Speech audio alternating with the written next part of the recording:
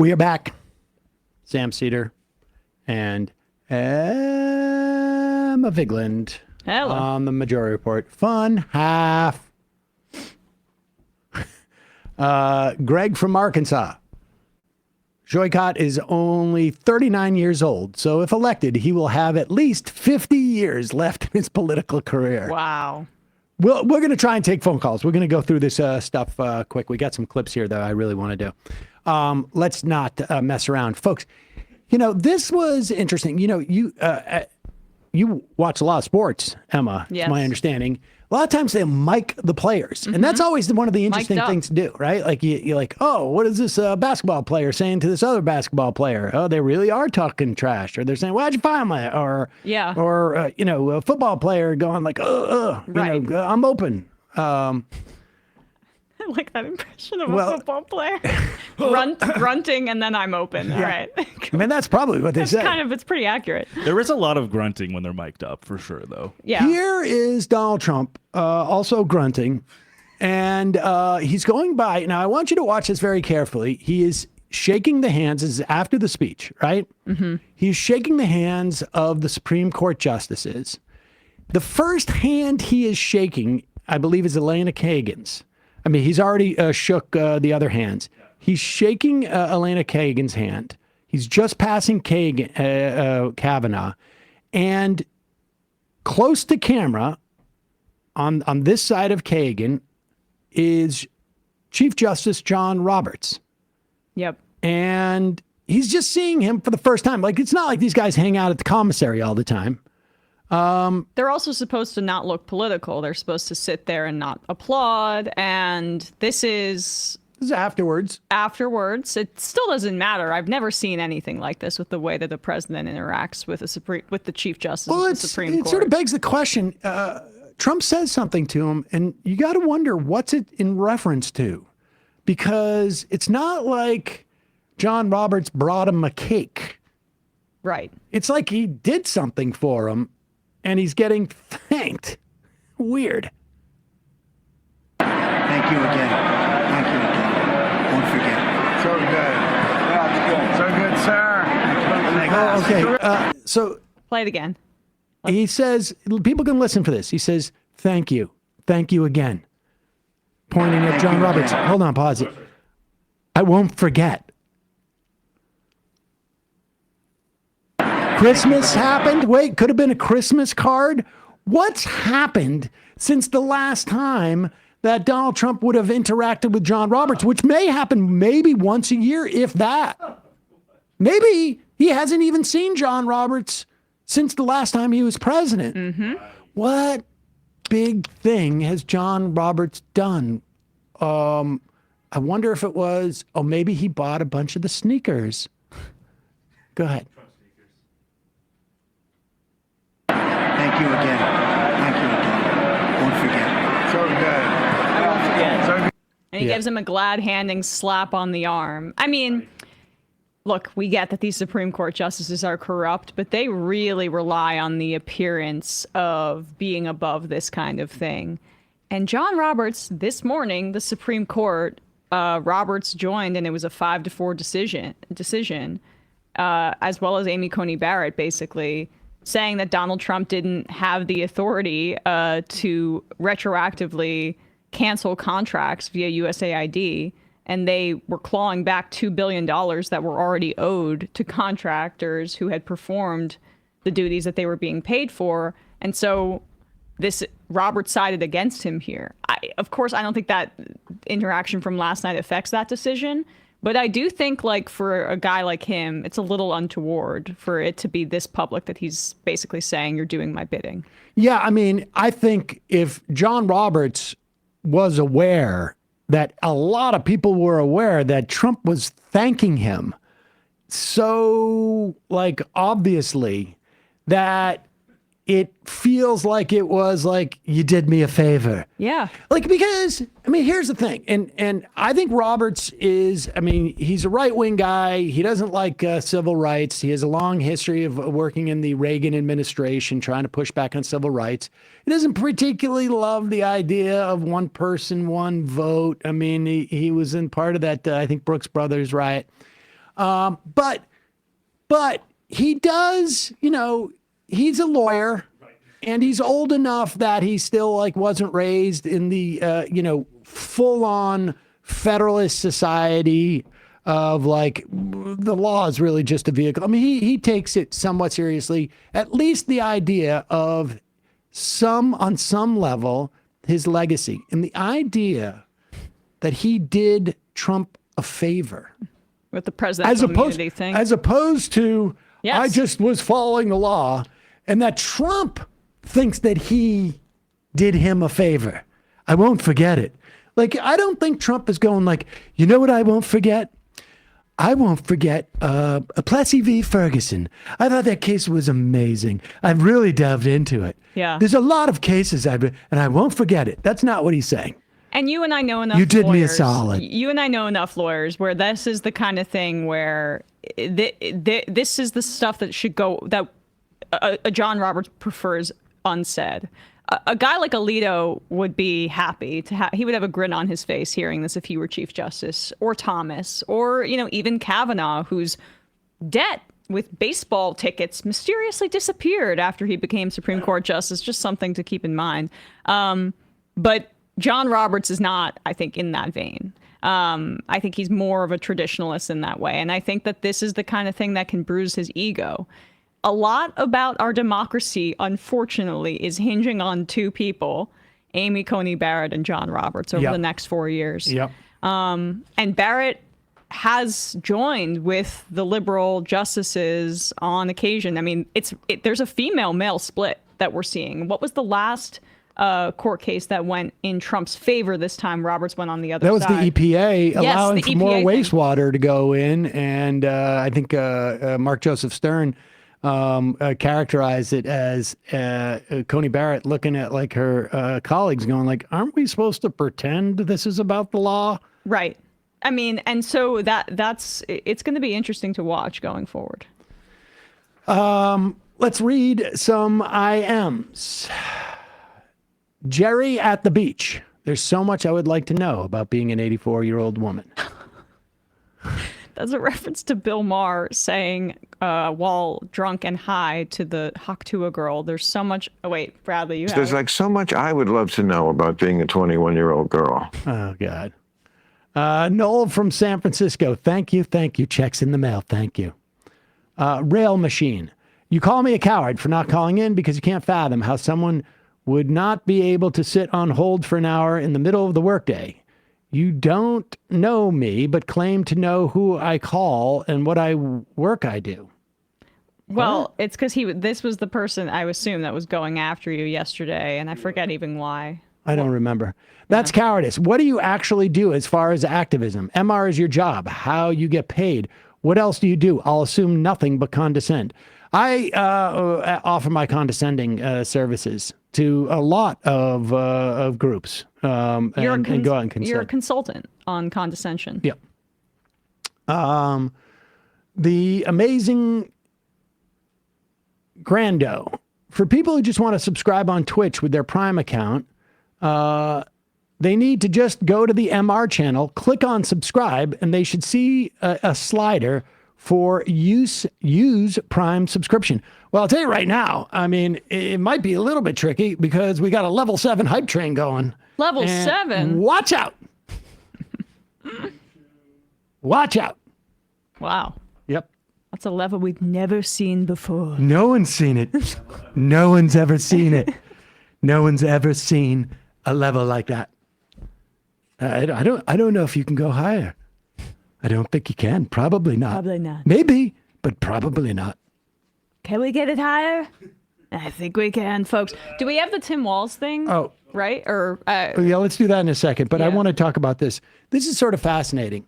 Let's play that clip of Dan Bongino. And now this is Dan Bongino. He is now the number 2 at FBI.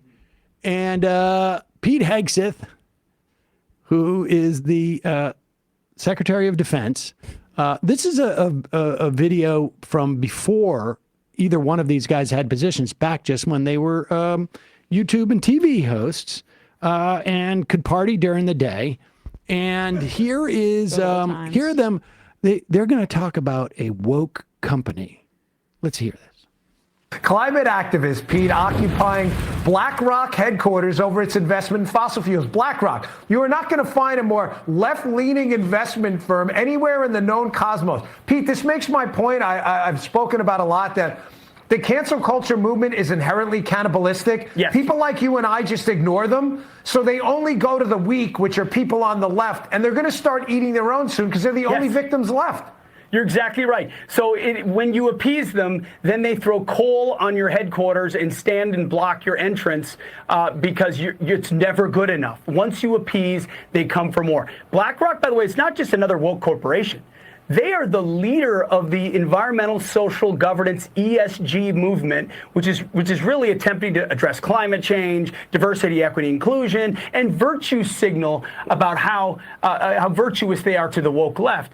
Yet they still need to invest in fossil fuels, oil and gas, because of the strength of that industry, and they do. So they try to have it both ways. They try to make money, and then they try to stave off the mob by pretending like they're some social justice investment firm, which is never good enough. It's not good enough until all the executives there are living on Little House on the Prairie, maybe in Tennessee, with no running water and no lights.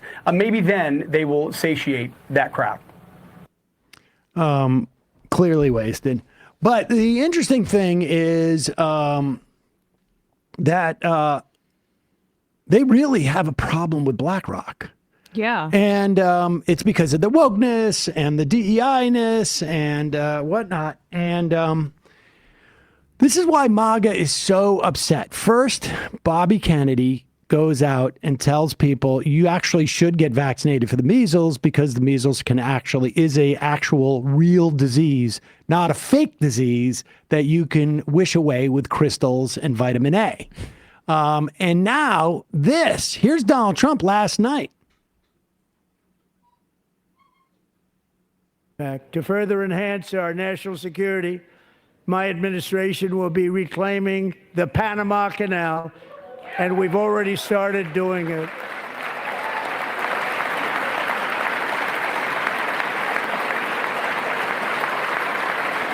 Just today, a large American company announced they are buying both ports around the Panama Canal and lots of other things having to do with the Panama Canal and a couple of other canals. The Panama Canal was built by Americans for Americans, not. Okay, we don't need to hear him lisp through the rest of that. Although he does lie about how many Americans died and completely discounts the fact that a majority of the people that died were basically laborers from the West Indies. But What's this name of the big company? yeah, he was getting a little slurry towards the end. Lisp. The denture gel gets things are loose. slipping. Things are slipping. Look at that. After Trump applies pressure, Wall Street giant moves into Panama, an investor group led by BlackRock. No longer woke, it appears. Apparently, BlackRock, there's going to be a woke guards, essentially, on both ends of the Panama Canal, because the ports are on both sides. Well, you got to keep it out. The wokeness tries to come in on multiple fronts. I bet you they hire Panamanians there, too. Part of their DEI program, probably. We need a wall around the Panama Canal until we can find out what the hell is going on. All around the whole thing. Got to shut the whole thing down, find out what the hell is going on.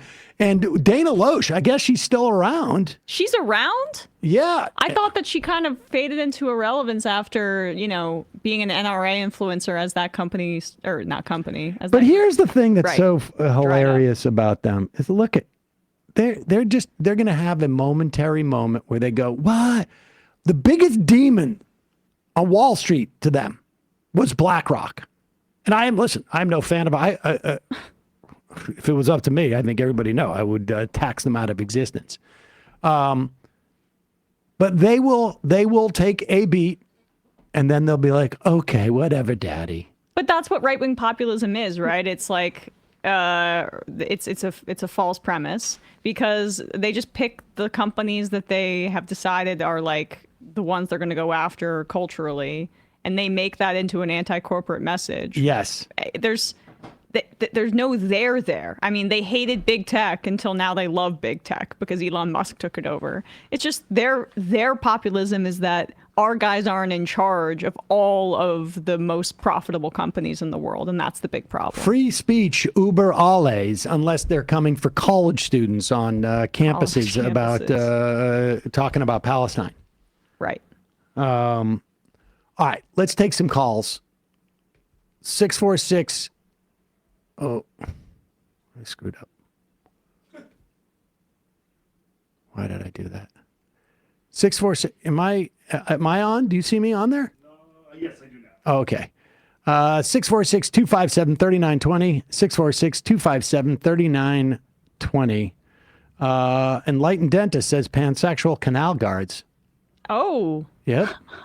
Very possible. Pansexual Panama Canal Guards. That's the name of my new band. 646-257. Pansexuals. All right. Right in the gate first. Calling from a 210 area code. Who's this? Where are you calling from? Hey, Sam. This is Josh. I'm from Texas, but live in San Diego these days. Josh from Texas, living in San Diego. What's on your mind? Hey, man. Yeah. So what's really on my mind is sort of, I think about my family a lot these days, and they're more on the left wing, but they're sort of consider themselves moderate, right? Yeah. And a lot of times they sort of have this perception that the left is sort of the issue with this last election. And I'm really trying to shake them of that sort of view. And I sort of wanted your thoughts on sort of how to convince these folks that really do have good intentions, that we need to look more as become more a progressive party, I guess, pushing the Democrats for more. Well, are you saying that they blame the left for Donald Trump? Essentially, yeah. They're sort of going into this idea of like it's trans people's fault. It's sort of these social issues that are sort of eroding our ability to get back into power. Oh, okay. So they're not saying they're mad because the left didn't vote for Harris. They're saying that the left has pushed the party to the left too much, and that's alienating people in the middle? Yeah, that's sort of their perception. And I mean, I really tried to push that. It's sort of these fundamental economic issues that the Democratic Party can sort of focus on too. And that is sort of intersectional, right? Like if we push for more economic justices, that's going to help out the most marginalized in our society, right? Well, yeah. I mean, but the question is really just like specifically, how do you address this with your family? And I would say the answer is A, with polls, because the reality is that while anti-trans stuff plays with Republican base, it doesn't play with centrists. People don't. That's just fundamentally just don't care. I think, at least in the center there. So polling is your friend in that argument.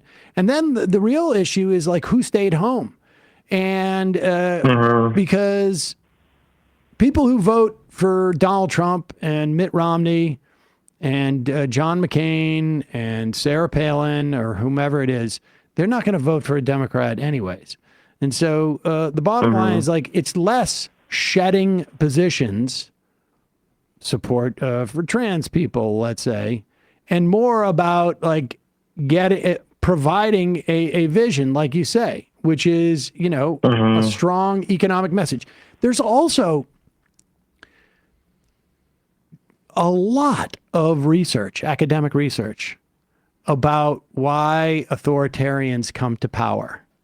And it is basically because they have a very specific ideology that can translate into a lot of different sort of issue sectors, right? Like, America first, ethno-nationalism.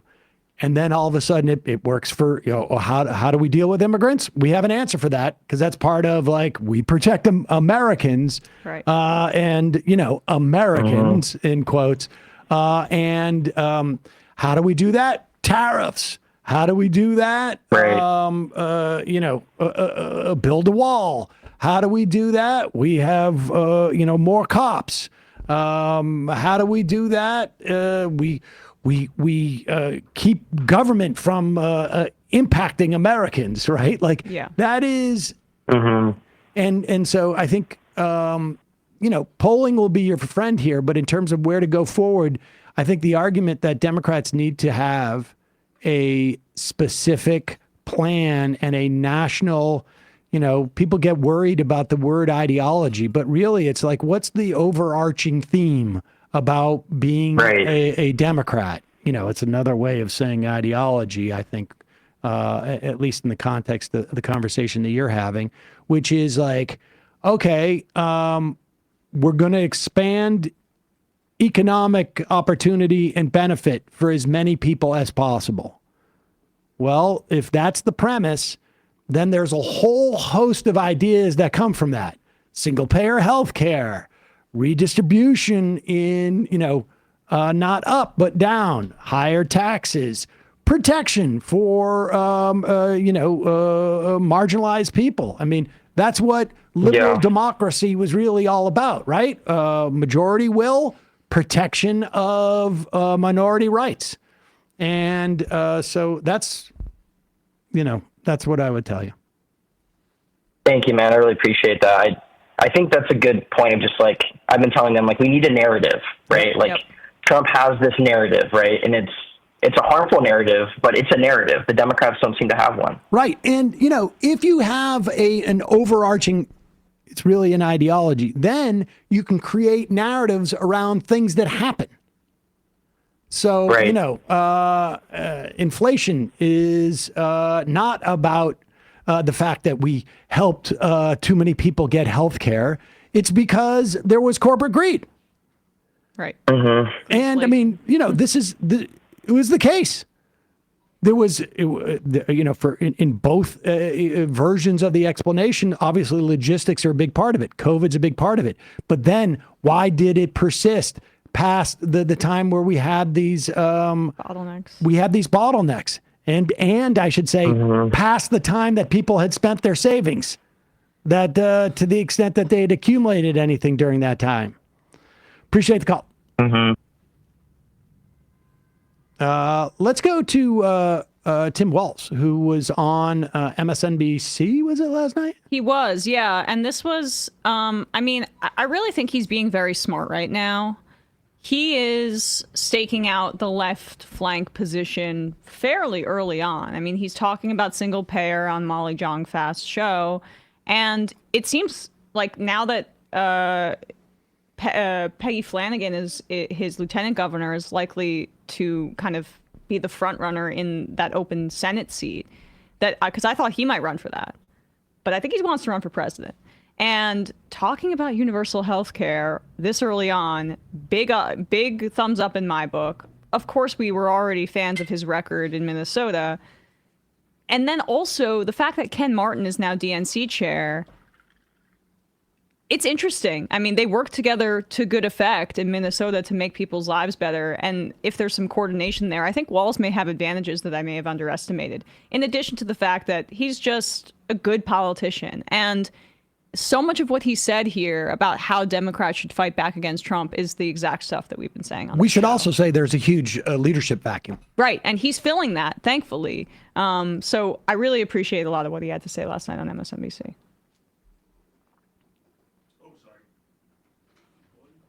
One second. Montana now out there hiking. Improve lives.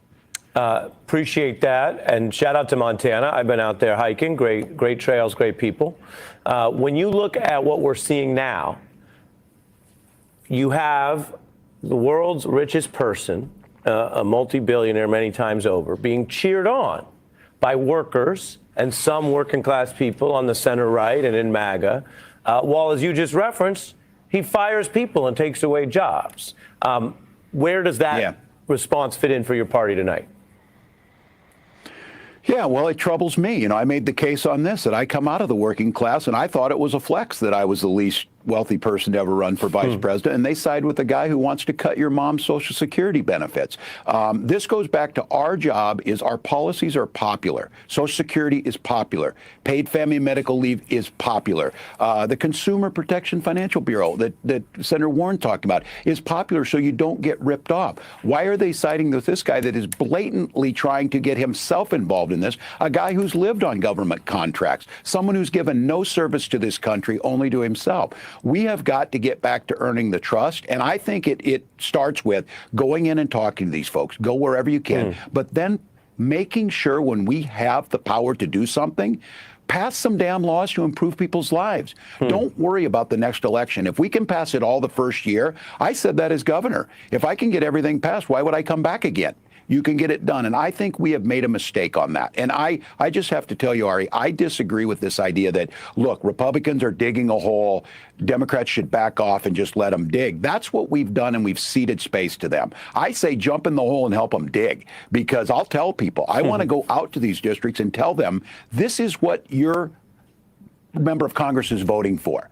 They are undermining you. Bernie Sanders is right. Quit trying to talk about Social Security other than just lift the cap and let everybody pay what they should. That fixes it. It's simple. The idea that Elon Musk doesn't pay any more than a teacher is simply outrageous. How can it be that Donald Trump pays less taxes than folks who are working at schools or hospitals? And we as Democrats need to be more aggressive about it, because tonight will be nothing but reality TV, because that's what this is to this guy. I was on a farm this afternoon. I don't know how many of those farmers voted for me. Probably not many. That's the way it goes. But they agreed with me on this. This is stupid.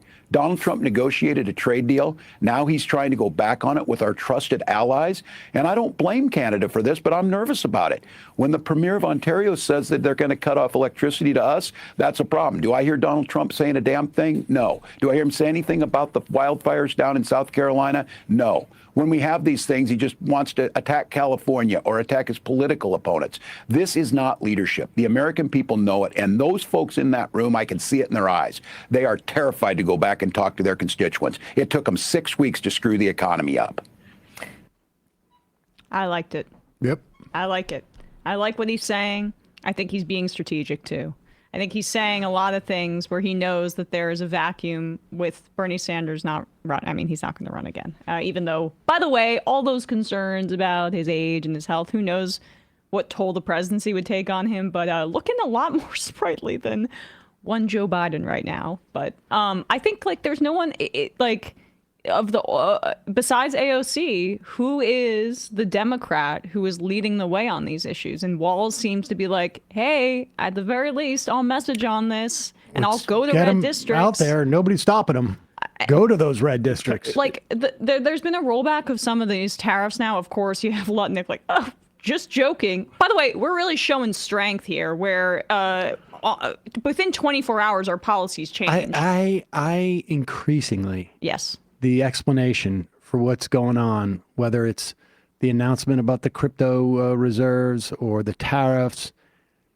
This is, if you, it's so reductive, but it answers almost every question. If you look at what the mob does, if you look at what criminals and mafia does, what they do in boiler rooms with pump and dumps,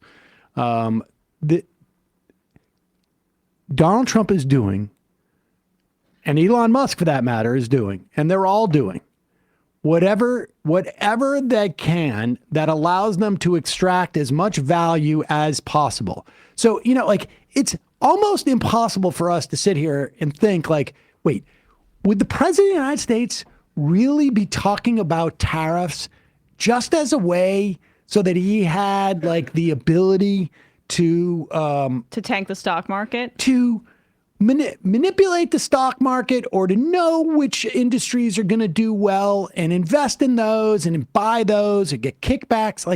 Would he really do that? And the answer is, of course he would. Especially when he has no constituency to answer to. If he really thinks, whether it's the most extreme example of this, that he's going to mess with elections, and he's tweeting out photos of him looking like a king. And last night he talked about how he does have a constituency. Do you remember? The Remember billionaires. after the exactly. But you know what point I'm saying. Like, I'm basically saying that if he doesn't have to worry about the democratic process again. He doesn't have to worry about votes. Yeah, my point is there's two options there. Either he's not running again, which he's not supposed to be legally allowed to do, or the fact that he thinks that he maybe has this divine mandate. That's what he was saying last night. He said he was saved by God to save America and make America great again. You think that he's like thinking about how the voters are responding? He's trying to get rich as fast as possible, and then we'll see about the democracy. I got part at the about end of it. 18 more months. Yeah. And I just gotta have a fat wallet. Now, if I win again, oh my! If we keep Congress, I'm gonna be so rich. And you notice how Ivanka was not there, and Jared, they kind of cut bait after the end of the last term because he was such a disgrace after trying to overturn the results of the election. They were front and center last night because it's time to get rich again. It's time to get rich again. It's time to get another multi-billion-dollar investment from the Saudis like Kushner got at one of his properties. Here we go, folks. Grab bag presidency. So... but I think you're right. Like, there's something going on where they're manipulating. It's a series of little shocks, like the shock doctrine.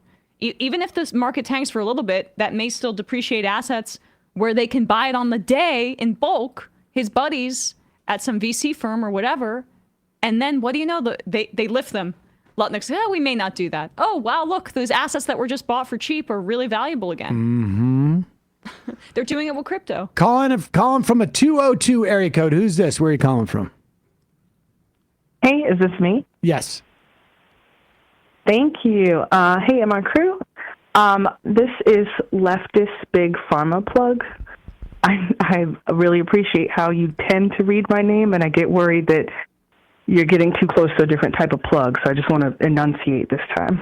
Okay, leftist big pharma plug. It still reads the same way, just so you know, but go ahead. Okay, thank you. So I've called it in the past to explain a couple of things from the pharma side of regulatory policy right now. I wanted to highlight two topics.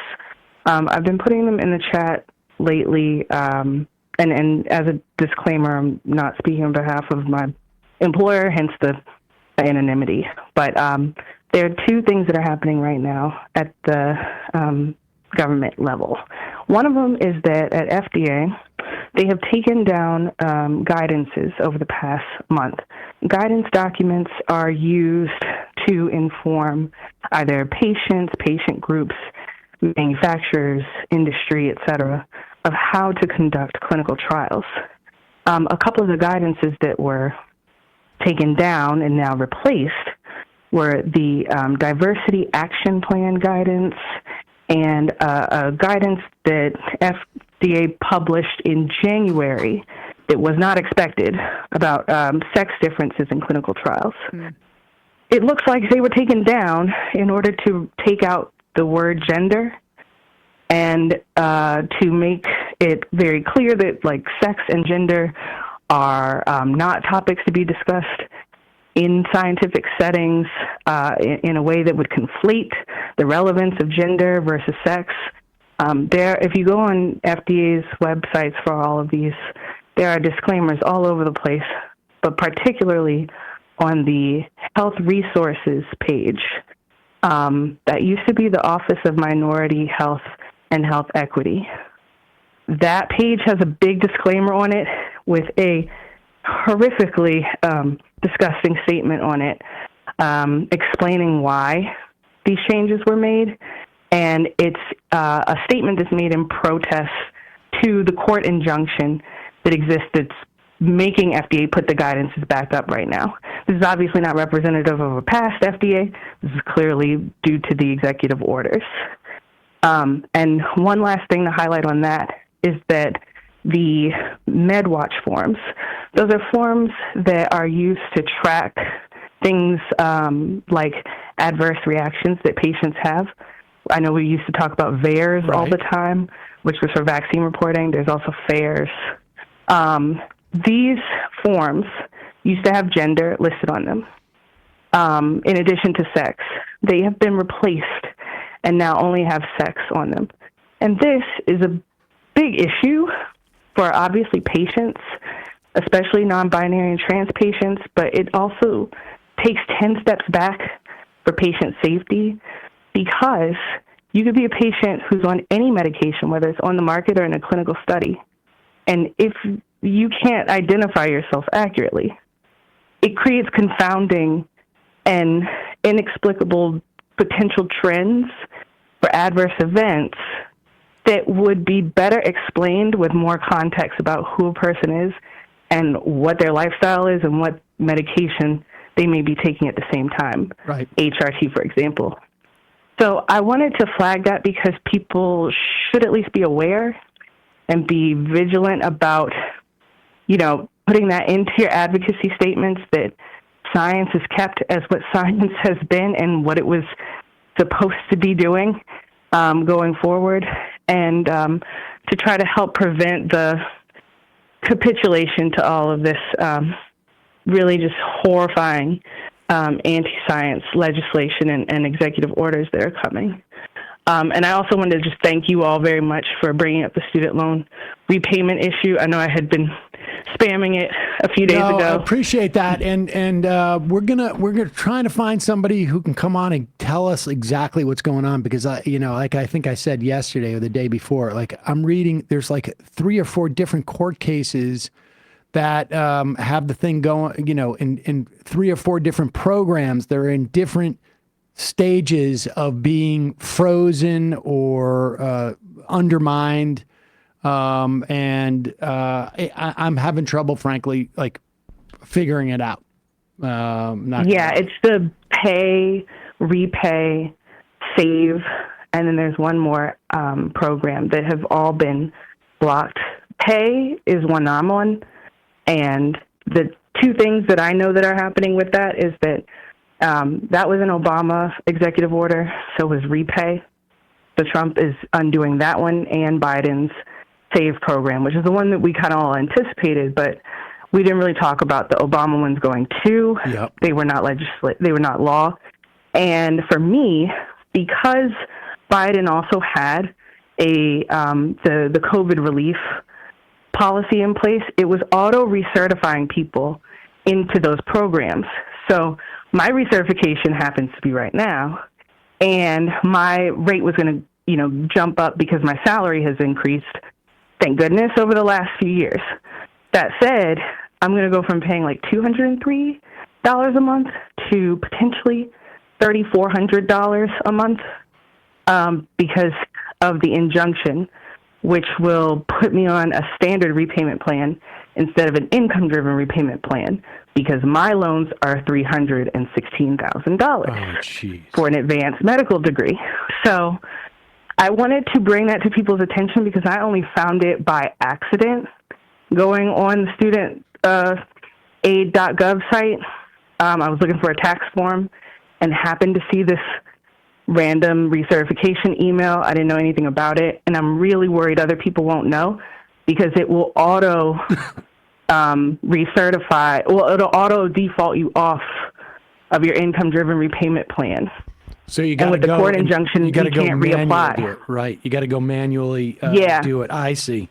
Oh, that's But the helpful. block is stopping us from recertifying. So I can't right now. That's what people need to know. In addition to that.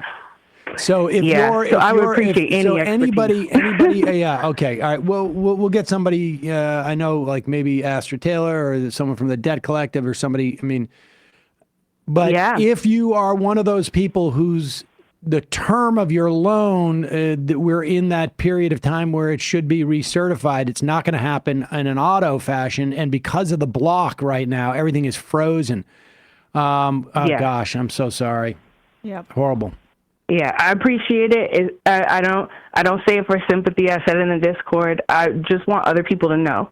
And so the more it can be said, because no one's talking about it. I have found one article about it in the last week. Yeah, I am vexed by this. I understand because after your IM, I started to look, and like I say, you can get sort of the broad stroke news thing, but you don't get really the assessment. And, that's part of the problem. Yeah. And we'll let you go, and I appreciate the call. But that is... Thank you. That is part of the... Left is best. Thanks. Left is best. That is part of the dilemma of, doing the show on a daily basis, there's a, in addition to sort of the, I don't know, ×2 amount of news, ×3 really, and making those assessments. Simultaneously, we are in an era where there is a lot less reporting going on. Like, we're not reporters. Yeah. We don't have the time or the resources for that. We're news aggregators, and we're, that's the best way that I could sort of express that. And we our editorial decisions are really more, what are we going to highlight in any given point? There's less reporting going on out there. The areas in which this reporting are narrow, right? Like, there isn't a reporter out there whose only beat is to assess student loan repayments. There aren't that many reporters out there whose beat is like, oh, I cover USAID. I cover this agency. I cover that agency. It just doesn't happen in the way that it used to. And, we're trying to figure out, like, do we need trade magazines? The Politico Pro costs like whatever it is, $10,000 a month or something like that. So, I mean, this is all part of it. But I don't say this to. This is not a complaint. It's a just, I don't know. I thought maybe a point the of reality. interest. Yeah. Meanwhile, Donald Trump last night tried to blame egg prices on Joe Biden. And if you look at the data in terms of inflation was basically under control. Economically, it looked like we had basically achieved soft landing. And literally within 6 weeks, Donald Trump has set the stage for a potential recession. And not just a recession, but like some form of stagflation, where we still are getting prices going up. Now, it remains to be seen what's going to happen with these tariffs. The easiest explanation is this is just a way for him to sort of like either crash to go long or short on various commodities or investments that would be sensitive to tariffs in some fashion. The prospect that they're going to be imposed, and then the fact that they may never develop. Mm-hmm. And this is not to say that the economy was good for everybody and the Democrats didn't fail in some ways. Like, housing is absolutely unaffordable right now at record levels in terms of the percentage of people's income. And we just hit a record in terms of credit card debt. So like but the problem is that the Biden administration was trying to do some things via antitrust and enforcement and to make it so that, they weren't running rampant, like just going completely crazed like Trump is letting them do right now. And they're trying to reverse the good things Biden did on the economy to make things worse, which if it crashes, it doesn't matter to the billionaires as much because they'll just buy up with all the money they have, as we were saying, the depreciated assets and move on with their lives and accumulate their wealth once again. AP is now reporting Trump grants, this 14 minutes ago, 1 month exemption for U.S. automakers from new tariffs on imports from Mexico and Canada. Now, look, I don't know what kind of manipulation this is market manipulation. It is. And we don't know how he's cashing in on it or who is or what, but that's what's happening. Now, with all that said, you're still going to see inflation from this because if I'm a car manufacturer and am I going to produce cars?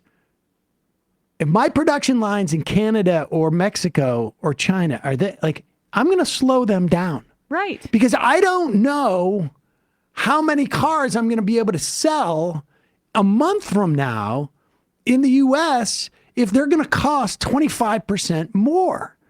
And so we're going to start to see this for a long time, we would hear from Republicans, the business community needs some predictability. And the idea that you could raise taxes in 3 years, that people don't know how to plan for that. we're really in a predictability crisis right now for a lot of these corporations. And when it comes to addressing the inflation, I've got some very bad news for you, unless you have a big backyard. Egg prices are through the roof because, of course, this administration went over the past 6 weeks has not taken the idea of the bird flu seriously. They started to come around recently. They fired a lot of the people who were in charge of basically containing the bird flu at the USDA. They had to rehire them to the extent that anybody was like, I'm not going to go back into that meat grinder. They recently allocated $1 billion, apparently, to dealing with the bird flu. But, you know, one of the things about these type of like potential epidemics is that you got to get them early. But in terms of inflation, Brooke Rollins, who is the agriculture secretary, wasn't she the former lobbyist for like the seed company, or is that somebody else? The deputy that she appointed was that. Here she is explaining to Fox News how this whole egg problem is easily overcome. Well, I have chickens in my backyard. Sean started that. Yes. And yesterday I went out. They just started laying. And yesterday I got 5 eggs. I guess my question, if you could make it just really quick because I'm out of time, is part of the solution more small farms? Because when avian flu hits and you have these giant industrial farms and these chickens, which I don't think the eggs are as good anyway, is part of it just investing in smaller farms, encouraging that? I think the silver lining in all of this is how do we, in our backyards, we've got chickens too in our backyard, how do we solve for something like this? And people are sort of looking around thinking, wow, well, maybe I could get a chicken in my backyard. And it's awesome. I agree with you. Yeah, I think everyone who isn't a farmer right now wants to be. So you're in the right department, Brooke. I am. What a blessing. Thank you. Okay, so... that is so wonderful. Brooke Rollins. But they all got they got so much room for their chickens, and I'm sure she was out there this morning doing her chores around the farm before she went into work. I'm sure both of them were. I'm sure they don't have any help on there in their own little Do you know who she's referring farm. to? Who? Sean, her husband, is the transportation secretary. Well, I told Sean Duffy. Yeah, no, I was talking about Brooke Rollins, but yes. Yes. My husband, your colleague. Yeah, my husband, who's literally a part of the administration I'm supposed to be covering. There's like very little this is one of my pet peeves, honestly. It's like the people that I talk to that say, well, why get a hamburger from McDonald's when you could get a banana and make your food for the week and it would be more cost effective?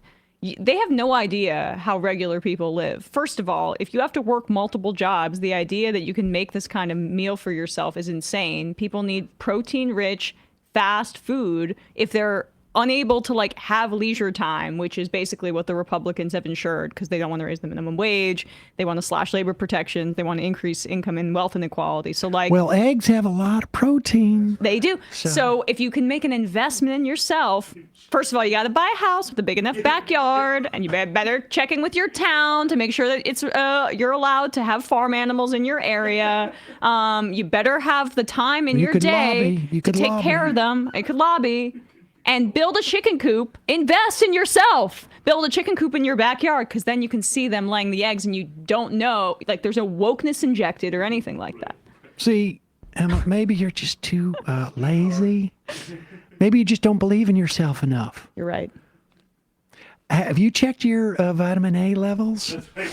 Maybe your crystal. Did you get vaxxed? Do you need some cod liver oil? I need my energy red. Were you vaxxed? Maybe that's the problem. I think that is the problem. Yeah, maybe your vax took out all your energy to go raise some chickens. Yep. I think that's what it is. This is called practical solutions. This is the Mahavication. This is their vision Here's for the beauty. healthcare. Here's the beauty too. And those chickens, of course, will be not subject to the bird flu because, as you know, it's not like there's chickens don't fly. So there's no way for them to get the bird flu. That's the way. There you go. All you need is just get some chickens. Take care of this. Everybody's complaining about $10 for a dozen of chicken eggs, or $8 or $6 or $14. Well, if you had a chicken. Bok bok. We need the chicken dividend. Yep. Chicken in every pot, but a live one. What should we go with here? Let's do a couple of calls. We only have 5 minutes. Calling from a 346 area code. Who's this? Where are you calling from? Hi, is it me? It is you.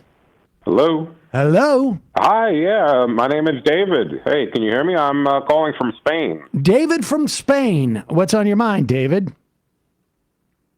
Nothing. It's just I've been out here for 3 years working, trying to work on getting some Spanish citizenship because, dude, I mean, I'm just ready to tap out with this whole thing. You know, it's just, I'm out David, of ideas. with all due respect, we're not, and so let's just go slow on this. I hope the weather's bad there.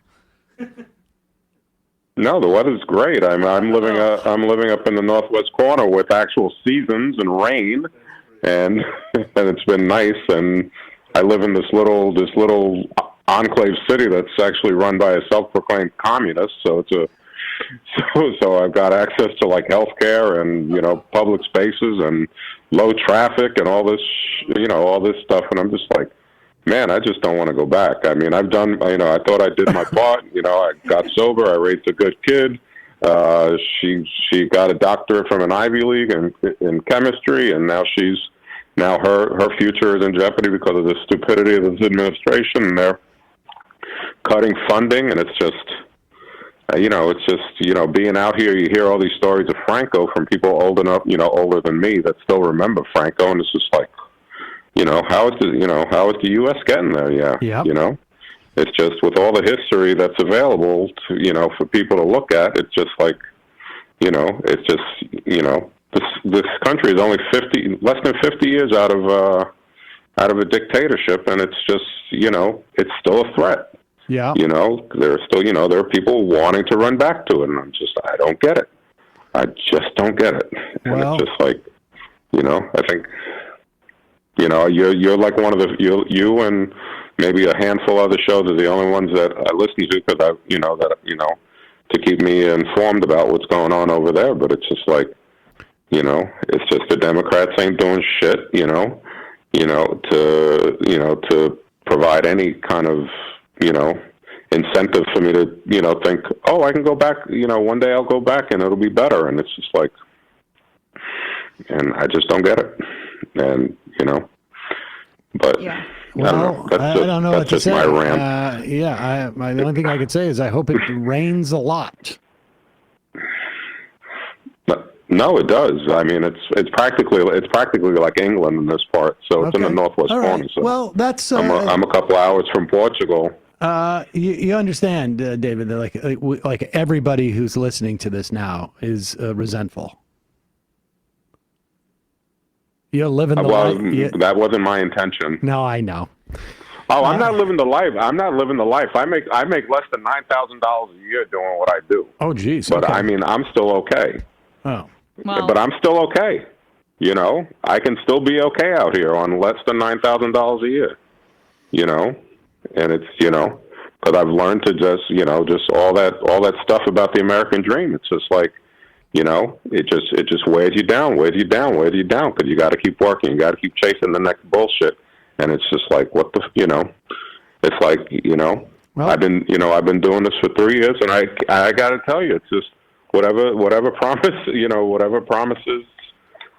were made throughout my life about this American experiment, this U.S. experiment. It's just like I'm just worn out, and it's just I don't see it happening for me back stateside. All right. I grew up in New York. Okay. I raised a kid in Texas. I got it. Yeah, I know. I appreciate the call. I mean, We're here, although, the problem is you call in, you say you say this kind of stuff, and then Emma and I both say, okay, we're going to go off too. Then you won't have a show to listen to. So, but appreciate the call.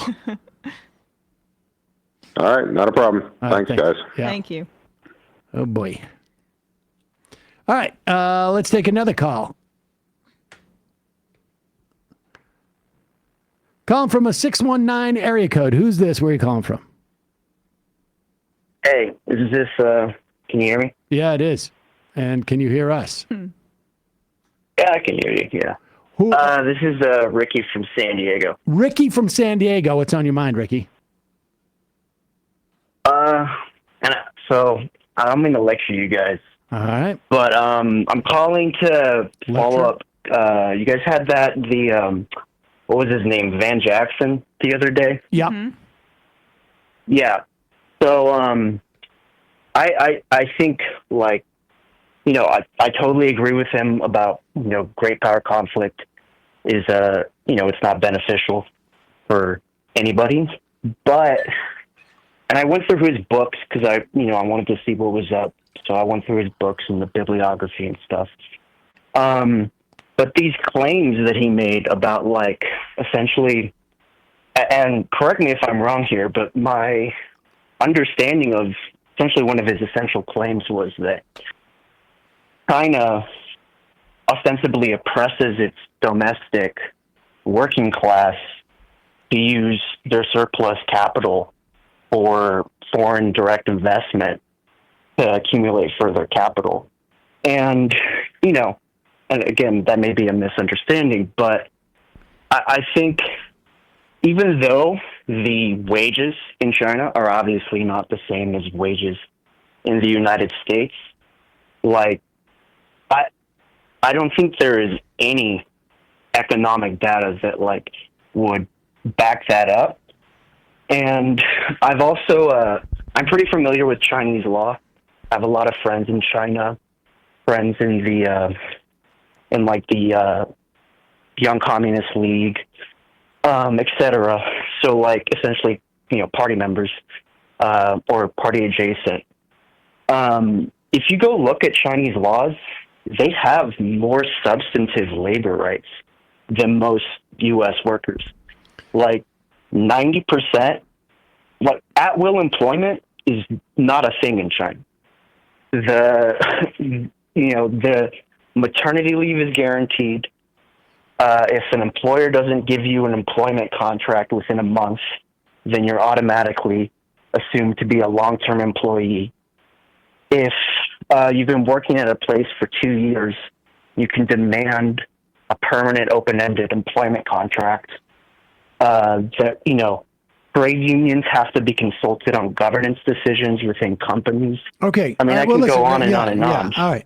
All right. Well, But, I think, listen, I can say that I do think that was his argument, that the Chinese government has an interest in at least maintaining the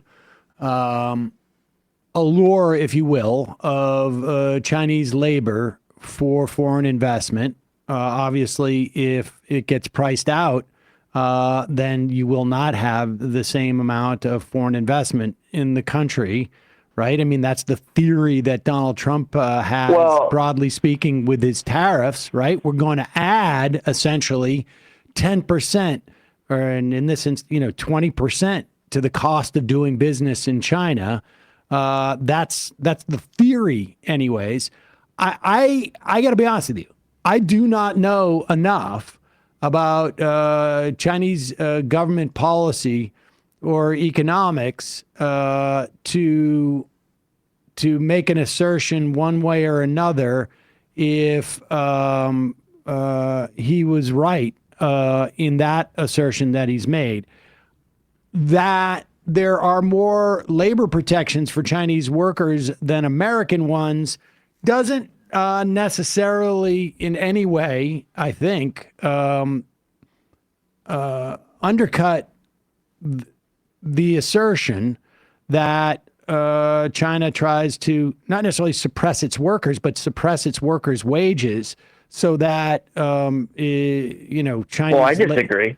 I don't think I don't think that's empirically true. In 1980s, I'm not contesting GDP per capita. I'm not contesting that. I'm saying that what you offered as evidence doesn't necessarily translate into. I see. It's not ipso facto. Yeah. I get what you're saying. Yeah, and so I don't know. I mean, you may be right that China is going to let worker wages take off. I can tell you that. I mean, they have been though. That's the thing. They have been because the entire idea of China being essentially the world's factory. Yeah. Over the last 10, 15 years, it's just not even the entire production within the country has changed to high-tech production. It's not India. It's not Malaysia. The wages have gone way up in the industry. I'm sure that the wages have gone up, right? I mean, on some level, because they want to create a market too for their own products. But there's also a lot of people, and you can do things to sort of push production into other parts of the country, right? And spread the wealth a little bit, as it were. Yeah, that's what they do. Yeah. I mean, and that may, across the board, suppress wages in some fashions. I don't know. I really just, I don't know. You may be right, and Van may be wrong, or Van may be right, and you may be wrong. But I am not in a position to adjudicate that. But I get what your point is. I think just be skeptical. It seems like some real Dunning-Kruger shit. Because for a guy that's super well educated in East Asian politics, can read advanced Korean, to be speaking ostensibly something that's related to his field, but where he doesn't have concrete knowledge. It's very Western chauvinist, cracker behavior. Well, I mean, it's also, I listen, I'm not in a position to assess your credibility on this either. I mean, he's written 4 books on the topic. I don't know. I mean, I'm sorry. I've read the books. Okay. I've read the book. Go through the bibliography. Wait. There's not one Chinese language source in any of the books. So to be clear, okay, and there's no claim. Okay, I got you. So I mean, people are on notice in terms of the claim that China is in any way putting their thumb on the to suppress wages to remain a viable world factory, as it were. Appreciate the call. Mm-hmm. Thanks.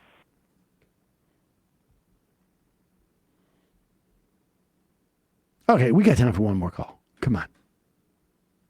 Calling from a 501 area code. You are the final call of the day. Oh, sweet. Is this me? It is you. Who's this? Where are you calling from? Wonderful. I'm Mike from Colorado. Mike Take you out with the Arkansas Colorado. area code. So I was just calling in because I talk to a lot of people, including members of my family, who are generally displeased with what's going on with the administration and everything. But I notice so many people just have trouble fundamentally understanding kind of basic math, and as far as especially considering the Doge savings. And so a big thing I've been trying to push is they advertise, $56 billion in savings, blah, blah, blah, blah. It's really more like $5 billion.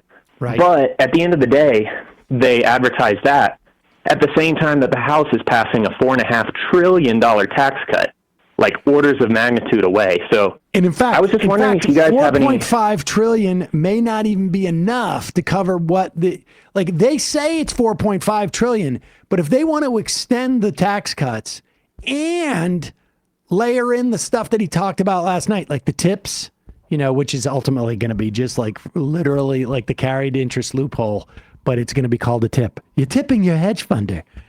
Right. But it's going to be greater than that. But I'm sorry, that's not your point. But go ahead. Yeah. Oh, I was just saying, like, I feel like a lot of lay people who don't really stay tuned in, or so many people are like, oh, it's too much, I don't want to pay attention.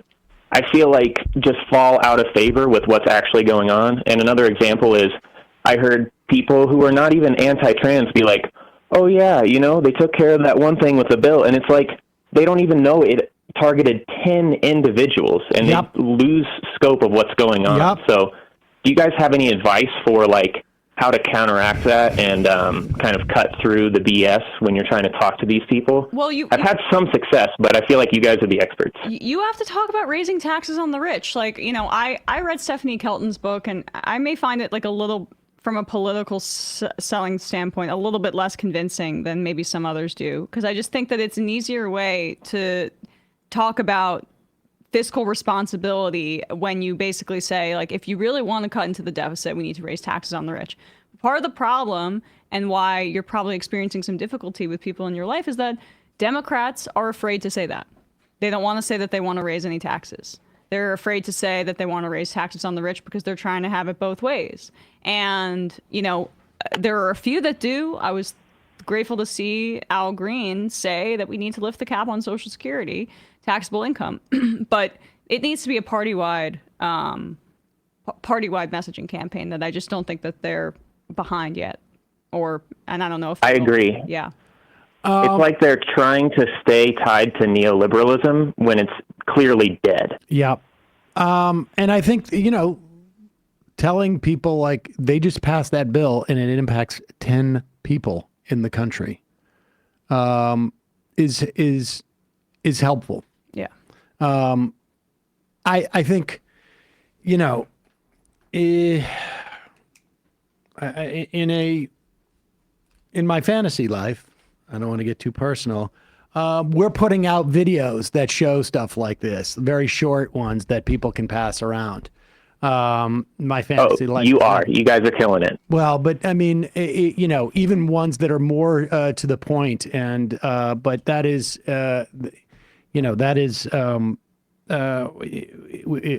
it's trickier for us to do. But I think, like, what has to happen is for people to have a broader understanding of this is, you know, ultimately there has to be leaders that emerge from either labor groups, or not necessarily either, but labor and tenant organizing, and just local groups that are articulating a different vision and that force our politicians to begin to accept those. I mean, honestly, that's like, you know, talking to a guy like Showcut. Really, you know, that's the kind of vision, you know, for what can be. But it's going to be a struggle. It is the case that there is no silver bullet for this. It's really just a bunch of, like, you know, lead with a tiny, tiny sprinkle of silver in it, and you got to shoot a lot of those bullets, type of thing. But right, in the trenches. Yep. Appreciate the call. Absolutely. Left is best. Y'all have a great day. Thanks for doing what you do. Thanks. You too. Bye. All right, folks, that signals the end of our call-in portion of the show. Kowalski from Nebraska. China constantly devalues its currency to keep its exports more competitive, which is good for your export markets, which can get you a lot of foreign capital. Unfortunately, this devaluation of their currency also artificially reduces wages within the country. This is an easy way of obtaining state power, but usually impoverish the workforce. This is essentially what Argentina has done, although unlike China, they've made no domestic investments. You have to be very careful doing that, however, because if you go too far, you can end up with Japanese problem where you essentially have perpetual stagflation, where your economy may not necessarily shrink, but it will not grow. And the only reason Japan has citizens getting wealthier is their population is declining. I don't know if China will be stuck in the middle income trap, but without domestic energy security and with growing international instability, I would not imagine the average Chinese worker probably to see much improvement wage-wise, though at least their government is providing a decent amount of services, which might be better. There you go. There you go. JD Pants, how much would it cost to advertise the show on Rumble? I don't know. I don't know. Dave from Jamaica, last caller a bit spicy, but the critique is fair. Yes, of course, we welcome that. And certainly, listen, it is very helpful for someone like myself, who I'm not going to claim has a sense of what is happening in terms of wage growth in China. I don't. Yeah.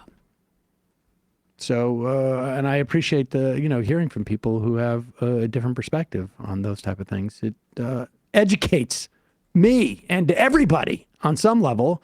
But again, also Kowalski from Nebraska come back with that currency thing. So maybe we have a debate between those two guys.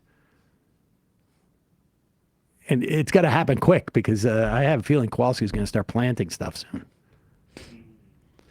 Leckett, is anyone else's ears bleeding from last night? Yes, it was too painful. Calm makes art. I feel it was shameful other Democrats did not stand with Al Green. Bull Prague, yeah. I wonder why Republicans were allowed to heckle Democrats without warning or threat. Well, swing state. They're always crying foul, and they're always the victims, even as they're being the biggest bullies ever. As soon as Al Green was escorted out, another Democrat should have stood up and done the exact same thing over and over again to ruin his speech. Yes, Charlie Shaher. I think one of the most infuriating things about Trump's address last night, aside from the whole thing, was the rebuttal from the Dems, where that lady stood up and said things like the GOP is a disgrace to Ronald Reagan, of all people. Slockin'. Just shocking. It was so bad. It was so bad. And there are so many messengers that can be saying this differently. But she also, I'm sorry, she looks like she's from the Galactic Senate. It's just the optics are off. But it's a thankless job to do the response. It's a thankless job to do that. And hopefully nobody's watching that. But, I'm trying to think if we can find in history an attempt by a Democrat to leverage the love and honor that voters may have for a Republican as a way of undercutting Trump. We have to go so far back in history, right, to come up with an analogy to the idea of trying to use the Reagan legacy to motivate people to realize that Donald Trump is a wild card. I mean, are we really seriously doing that again? Yeah. It's amazing. It's amazing. Apparently we are. She's also a CIA agent. And wait a second, who is it that this appeals to? Consultants. I mean, honestly, it doesn't appeal to me because I was alive when Reagan was president and he sucked. Are we going for the 60-year-old who's I voted for Trump twice, but I'm still on the fence? What would Reagan say? They don't remember Reagan anymore. Trump's the guy now. My God, appealing to Ronald Reagan? Jesus. And Bush. He literally was there were statesmen like Bush and Obama. Are they not aware what happened over the past 8 years? Yeah, it's also it's amazing because the Iraq War. Sorry to interrupt you. No, it's okay. It's play the damn thing. Let's play it. I'm sorry. It's okay. We're gonna play it, and then I won't read any more IMs. I'm sorry. Play this so just completely tone deaf. Now, yes, no, I like the futuristic look that she's from, the Galactic Senate. That doesn't bother me as much. You're not into that? I know. I like it. She looks like she's a CIA agent, which she is. So was. Probably still is. Let's hear from her. And that scene in the Oval Office wasn't just a bad episode of reality TV. It summed up Trump's whole approach to the world. He believes in cozying up to dictators like Vladimir Putin and kicking our friends like the Canadians in the teeth. He sees American leadership as merely a series of real estate transactions. As a Cold War kid, I'm thankful it was Reagan and not Trump in office in the 1980s. Trump would have lost us the Cold War. Pause it. Excuse me. So really, we just get to choose between two Republicans? Is that it? In this make-believe world that you're living in, where you get to choose who the president is, 40, 50 years later, you get to choose only between two Republicans? I mean, that's the highest priority of people. First, we did learn from this election that AUKUS, that's the number one things on voters' mind. Second is, could we go back to the Cold War era, and would Donald Trump have won the Cold War? Because that's going to change everybody's mind. Well, we know the efficacy of getting a Cold War warrior to go around and to be front and center in a Democratic campaign to defeat a Donald Trump. We have a perfect example of that, minus the winning part? Several votes. Yeah. But shout out to the Cold War kids. Great band, by the way. But let's hear this more. Did she have do we have the Bush part? This is part of the beginning where she talks about her time under Bush. Oh, okay. Well, good. Does she ever mention a Democrat that's good or no? Obama, I guess. Oh, she mentions Obama. Oh, that's very good. Okay, great. New York City on 9/11 when the Twin Towers came down. Before the smoke cleared, I knew I wanted to make a life in national security. Hell yeah. I was recruited by the CIA and did 3 tours in Iraq alongside the military. In between, I worked at the White House under President Bush and President Obama, 2 very different leaders who both believed that America is exceptional.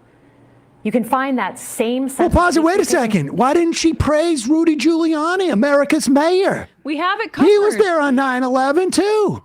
I mean, honestly, she was inspired in a time when, we now see polling that shows that for low propensity Democratic partisans, the people that turned out for Biden in 2020, but not Harris in 2024, that the plurality position was that the genocide in Gaza affected their vote.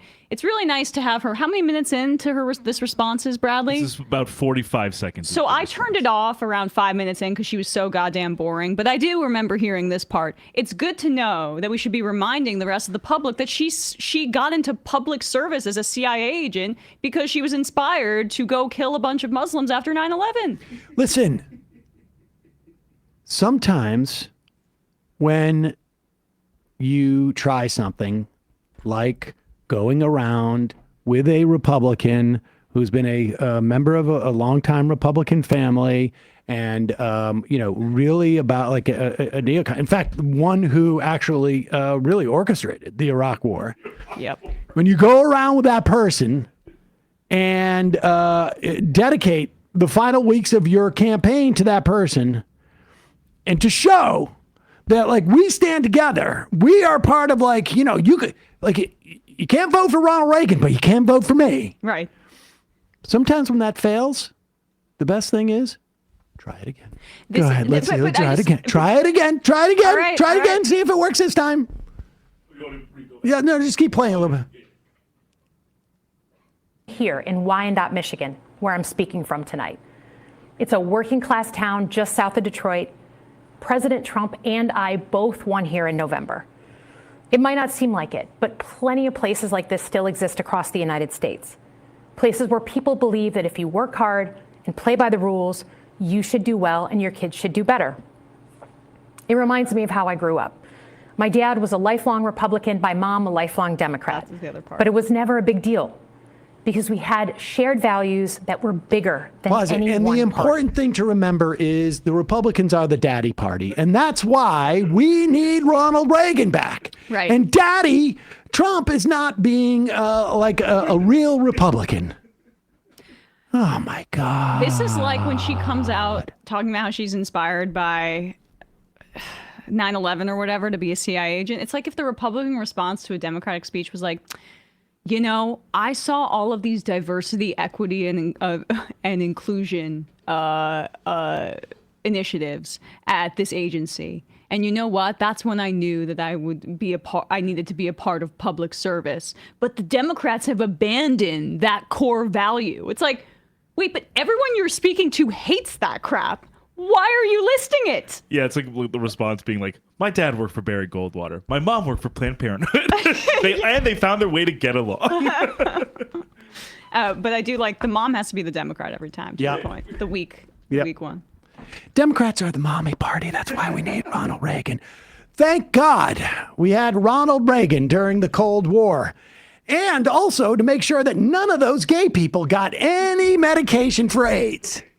Well, at least what's working out in our favor is that this is maybe arguably the most forgettable Democratic response I can remember, both in tone and just like, I can't think of a more forgettable face. What? I mean, I guess, she's running for Senate, right, in 2026? Well, no, she just got it. No, I'm sorry, she just got it. She just got it. Who was the seat that vacated it? Is it Peter? So she replaced Debbie Stabenow, who retired. Gary Peters is now retiring. Okay. That's the open seat. Yeah, in 26, so it's open. It's open in 26. Gary Peters is Gary Peters, the other one, right. And Buttigieg is going to run for that. So the reason why they picked her was only because they thought this would be a good idea. Oh. See where I'm getting at? Yeah, got it. Like, this isn't like, this is going to set her up for her run. Yeah. It's because we need to get somebody out there to promote Reagan. If only we could be the bearers of Reagan's legacy, then we'll win. Do you know? It's like when the Republicans. It's worse than this, but it's like when the Republicans were like, "We're gonna vote for Obama." It's Chicago-style politics, and everybody's like, "What the F are you talking about? We're not 115 years old. We don't know what Chicago-style politics means." Right. Do you know? Yeah. Do you know who pushed Slotkin though to do this? Richie Torres. Well, close. Same state. One Chuck Schumer, who described her as a quote rising star. She's a rising star. The Baileys love Ronald Reagan. Yeah. I mean, and Adam Green was right that she did hit on some of the billionaire stuff, but I'm sorry. It was buried in the middle, and it's like we have a million communicators who aren't going to say all this other Republican normalizing crap who can make that argument. I'm worried and about this dynamic that you describe about, let's call it trumped up MAGA or whatever the hell they cooked up for millions of dollars, the consulting firm, where they say MAGA, not Republican. But now they're focused on Elon Musk and not the Republicans too. That's the other thing that's a little frustrating is like, where do they call him MAGA Musk? And it's because they see they're polling led, right? So they see that Musk's unfavorables are very high and that they're increasing. And so then they respond, we don't lead on messaging. We'll respond when it's handed to us on a silver platter. It honestly, you could drive unfavorables about Republicans by making Musk a branch off of that tree. But they do it in the reverse. Yes, but is that what Ronald Reagan would do? Right. I mean, I ask myself that He question saved every the day. free world. Oh, my God. All right. I can't do it anymore. I know. It's 3:00. I don't know what the frick. And my Advil's running out. Bradley, Matt, wherever you are. Emma, great job today, folks. We'll see you tomorrow. Bye.